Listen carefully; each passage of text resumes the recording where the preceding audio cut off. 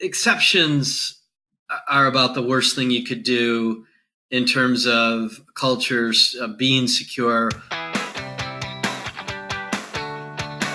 Hello again, everyone. Welcome to another edition of the InfoSec Beat podcast. I'm your host, Kris Burkhardt, broadcasting from the Nick Price Memorial Underground Subterranean Faraday Cage here in our top secret location. And my guest today is Dan Kirner. Dan leads, amongst other things, the security regime in our CIO group here at Accenture. And we're going to talk about his responsibility, scope, scale, and how he manages it all. So Dan, welcome to the program. Yeah, great to be here today, Kris. Thanks for inviting me. Super. So Dan, why don't we start out, Accenture's a big place. Why don't you tell us a little bit about the estate that you manage here and, your responsibilities for security? Yeah, so I run security for our CIO organization under Andrew Wilson, our CIO. And really the scope, the way I think about it is sort of by the stack, right? On the identity front, we've got over 500,000 employees, contractors, and alumni. On the endpoint, 450,000 workstation, 140,000 mobile devices, and then video devices on top of it. On the compute side, we've got 17,000 servers. There's our entire network that we've got. We've got a lot of things around application architecture, VSTS, Octopus. And then, of course, we've got, 1,000 general apps, 450 web apps, and 80 mobile apps. So a lot of stuff to look after. Wow, that is a lot. That's got to be it's got to be up there in the top 1% of enterprises for things to manage. It's a lot of vulnerabilities and compliance and risk to keep track of. So how do you do it? How do you keep track of all that stuff? And how do you manage those vulnerabilities? I'd say the first thing is, frankly, the relationship with you, Kris, right? And your teams of knowing what's important, when it needs to be done, why it's important, how it ties to the value that the board and Andy Baudier, our CISO, is trying to drive. Because if you don't have that, right, if you don't know the value part of it, it'll always seem like work. So I think we've got that. And I'd say the other two things are, we have incredible accountability. So we know what to do and we know who's going to do it, from the MD all the way to the analyst. And then I would say the other thing is we always just make sure our denominator, of the things we're going after is right. And in the short term, that probably makes us look not so good. But in the long term, after a few months, having everything out there, knowing your total scope, gets you in the direction to build the team behind it to drive things. I think that's a great principle to follow, right? Really understanding your scope and understanding the breadth and the individual items that you have to correct. I know you and I speak a lot about the sort of nails that stick up that need to be hammered back down, but we don't. It's pretty rare that you and I get together and talk about all the things that go right, and we do have a lot of those things. We do manage to keep, I think, all of that scope that you initially let off with, in a good place. What are some of your other principles for delivering and operating IT in general, but also really doing it in a secure way? What's your go-to advice for other colleagues we might have in the industry? Yeah, I think the key is, I talked about this a little bit before, this concept of accountability. It's an equal priority, and we don't go into production unless we're secure. So you can do all the speeches you want, and you can go through a lot of things, but the thing that makes people move, once they understand the value is, we're not gonna let that into production unless it's secure.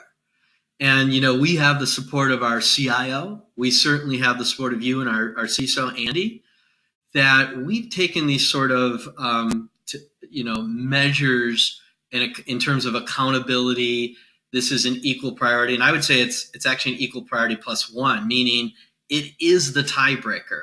So if you're debating whether, hey, we're going to do this or be secure, in the last 2 years, I can't think of an instance where be secure didn't lead. And again, those are extreme cases, but overall, what it's done is it's changed our culture so that the people are more worried about it, the accountable people, than yourself, Kris, Andy, in the CISO organization, or even Andrew and myself, right? People are more worried than me because they understand the value and they understand the implication and they understand how it's going to inhibit, them getting, a new capability out to their customer. I would say the other thing is, on the customer side of things, as much as we talk about the IT side, we, the business leadership and the CIO leadership have really locked hands on saying security is important from the get-go. So we 2 or 3 years ago, we might have had pushback. I would say today, not only don't we have pushback, in many cases, the business will bring up the point like, gee, is that secure? Are we doing the right thing? And what happens in the end is you don't have security. You don't get to that point where you have insecure things. You start to prevent stuff. I think that's a great point. It goes back to your original point about understanding the value of security and our business partners really understanding that and helping us drive. So security stops becoming the CISO organization's problem, as you say, and really becomes, everybody's concern and people take it seriously. So that's, thanks in large part to you and your organization. Let me ask you, what about those times when we have to talk about things that aren't as secure as we want to? The dreaded E word, exceptions. I have it on good authority that you don't like those. Is that true? And can you tell us a little bit about your thoughts? That is a very polite way to say that, Kris. So thank you for that. I think people sometimes call me Mr. No Exceptions. In fact, our CISO called me that like 6 months ago. Exceptions are about the worst thing you could do in terms of cultures being secure, almost. But let me sort of break it down, right? What does an exception do? One, it just hides or masks the risk. No bad guy, I'm going to quote my friend Tony Larrares, no bad guy cares if you have an exception. So that's sort of the better part.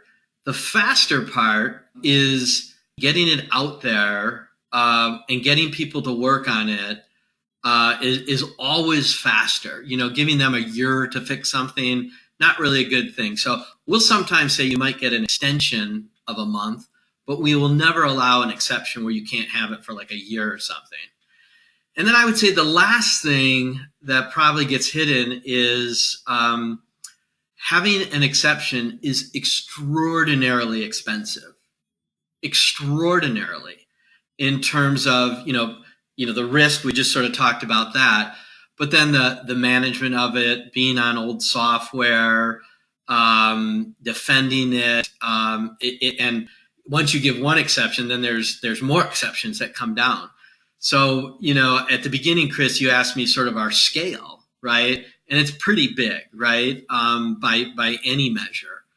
And we're constrained by vendors and clients and different things, maybe not to the extent that everyone else is, but we're certainly constrained by that stuff. And we don't have any exceptions. And it was, I'll be honest, it was painful in the beginning. The scorecard looks worse. The client or the IT team or business team is a little upset because they can't work on that functionality that they wanted to do stuff. But once we set that culture in place, I'm maybe asked for, 1 to 2 exceptions a month. When I took over, we had 3,500 exceptions out there. And we just, we grandfathered those in a little bit.